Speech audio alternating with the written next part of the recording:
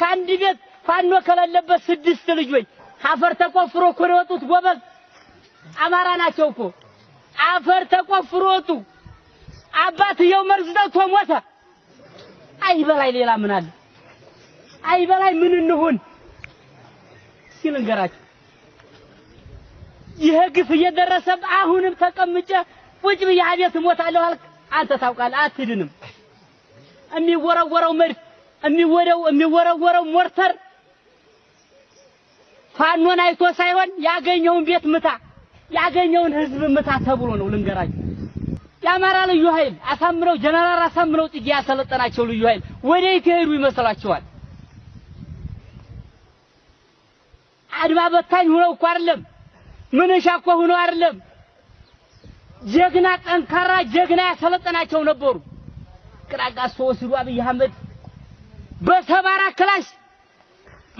ክላሽ እኮ ነው ያስጨረሳቸው ሙሉ ጀግናው አለቀ ይሄ ዲቃላው ነው አሁን አድማ በታኝ ሆኖ የተቀመጠው ዲቃላው እናት አባቱን የማያውቁ ጀግኖቹ አልቀዋል ጎበዝ አዎ ያው እንግዲህ ከመጣና አንዳንድ ነገር እንነጋገር ብለን ነው አማራን አይደለ ነና ቀጥ ብለን ነን በልኝ አማራ ከሆናችሁ ደግሞ አንዳንዱ ካልስ እየገዛ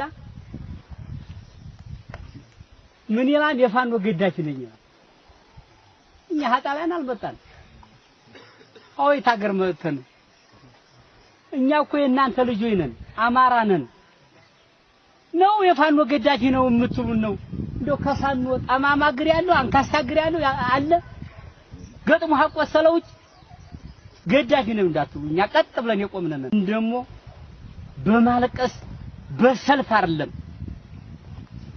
ነፃ መውጣት ያለብን ገጥመን ነው በክንዳችን ነው ተኩሰን ነው ከዛው በአገራችን ስንት ፖለቲከኛ ነበር ፖለቲካል መጣ ጎበዝ ፖለቲከኞቹም አገራችንንም ሽጠው ጨርሰዋል ሱዳንንም ሽጠውብናል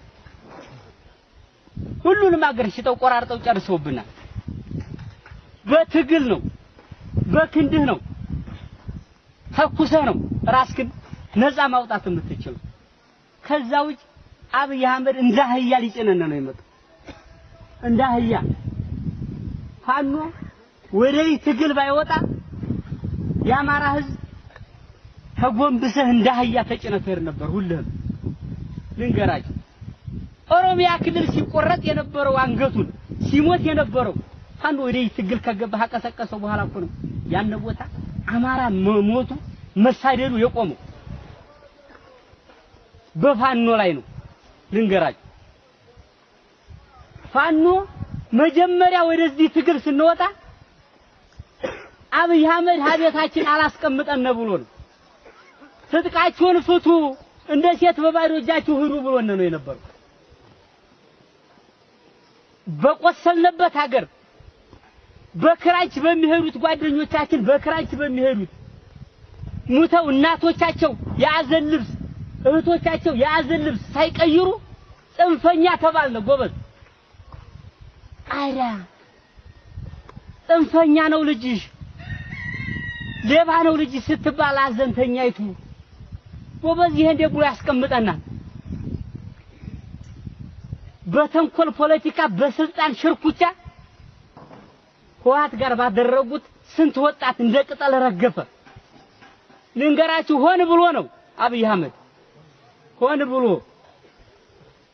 እኛን ለመጨረስ ወጣቱን ለማድቀቅ ያደረገው ሴራ ነው ይሄ ነገር እንደሚመጣ ያውቀዋል አማራን እንደማይነካ ያውቀዋል ምክንያቱም እንደ ህያጭን ሃለው ሲለው አልጫንም እንደሚል ስለሚያውቀው በዛ ሰዓት በተንኮል ገብተን ጀግኖች አንበሳ ያለ ባልሆነ ፖለቲካ ስንት ወጣት ጨርሰናል ያማራ ልዩ ኃይል አሳምረው ጀነራል አሳምረው ጥጊ ያሰለጠናቸው ልዩ ኃይል ወዴት ይሄዱ ይመስላችኋል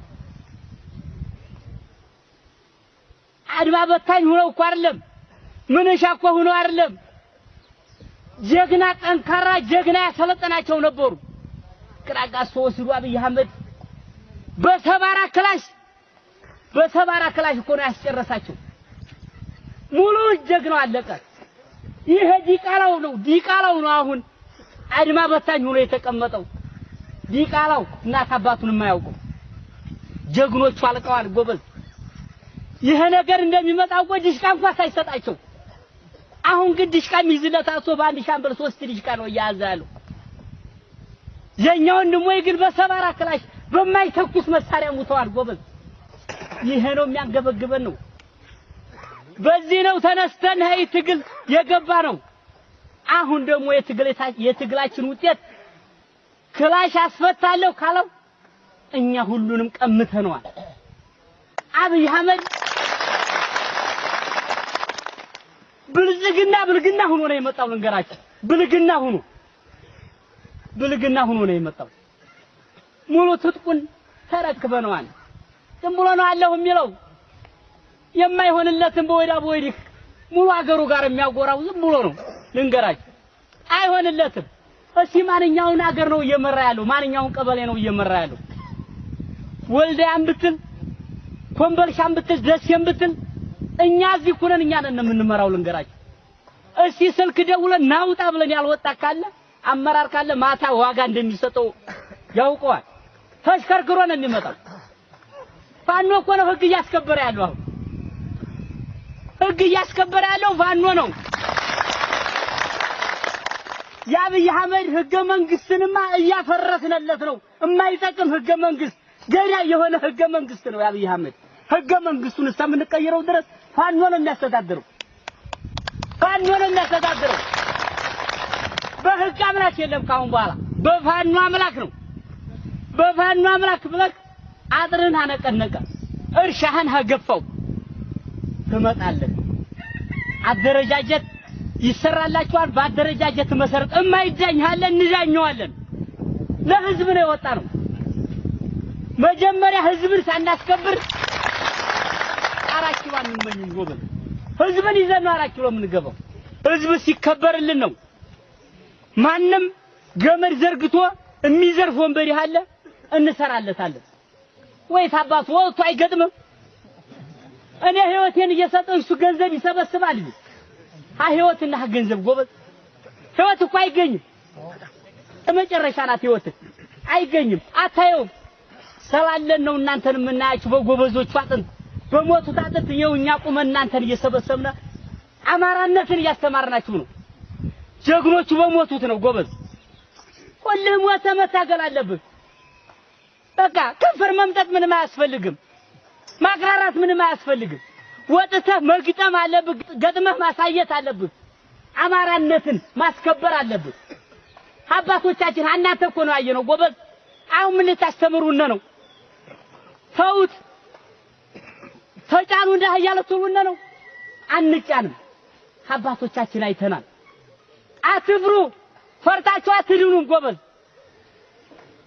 ቅድም ወንድሜ ተናግሮታ ከአንድ ቤት ፋኖ ከሌለበት 6 ልጆች አፈር ተቆፍሮ እኮ ነው የወጡት ጎበዝ። አማራ ናቸው እኮ አፈር ተቆፍሮ ወጡ። አባትየው መርዝ ጠጥቶ ሞተ። አይበላይ ሌላ ምን አለ? አይበላይ ምን እንሁን ሲል እንገራችሁ። ይሄ ግፍ እየደረሰብ አሁንም ተቀምጬ ቁጭ ብዬ አቤት እሞታለሁ አልክ። አንተ ታውቃለህ አትድንም። የሚወረወረው መድፍ የሚወረወረው ሞርተር ፋኖን አይቶ ሳይሆን ያገኘውን ቤት ምታ፣ ያገኘውን ህዝብ ምታ ተብሎ ነው። ልንገራችሁ ተመርጦ አይደለም። ሀቤት ቁጭ ብለህ ትሞታለህ። አንድ አጥፍተህ እንኳን አንድ ጥላት ከመትተህ ብሞት አማራነትህን ዘላለም እየተነገስክ ትኖራለህ። ታሪክ እያነሳህ ይኖራል እንደ ጀግኖቹ። ካሁን በኋላ ወደ ላይ ወደ ታይ አይሰራም። አንድ ሆነን እናንተም እኛም ተጋግዘን አገራችንን ማስከበር አለብን። ከዛ ውጭ ማንም መጥቶ እንዳህያ ሊጭነን አይገባም። ጀግና እኮ ነን። የጀግንነታችንን ወሬ ልንጥለው ነው። እና ጨርሻለሁ። አመሰግናለሁ በጣም ሰላም